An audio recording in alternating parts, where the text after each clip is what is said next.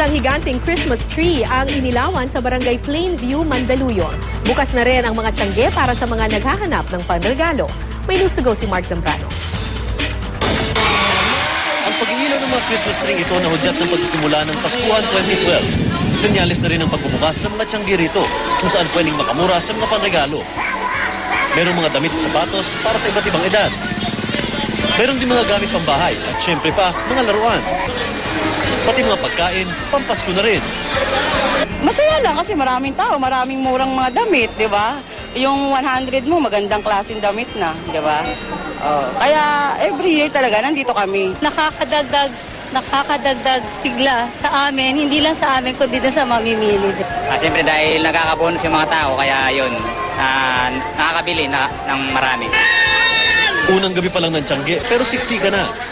Pero dahil madami rin ang nagtitinda, kanya-kanya sila ng diskarte para makabenta. Medyo malambing ka lang sa mga customer mo, saka konting smile.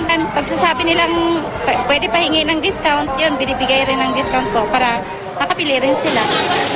Si Lola Erlinda, kumbinsidong nakamenos sa mga relong 2 for 150. Kaya isang dosena ang binili para sa mga inahanap. At least nakakatulong ka dun sa mga small enterprises. At the same time, nakakasave ka rin si mura din. Para mapadali ang inyong pamimili sa mga tiyangge, magsuot ng komportabling damit at sapatos. Magdala lang ng sapat na pera para hindi sumobra sa budget. Gumawa ng listahan ng bibilhin at magdala ng reusable bag. Paalala naman ng otoridad, maging alisto sa lahat ng oras at bantayan mabuti ang mga bata.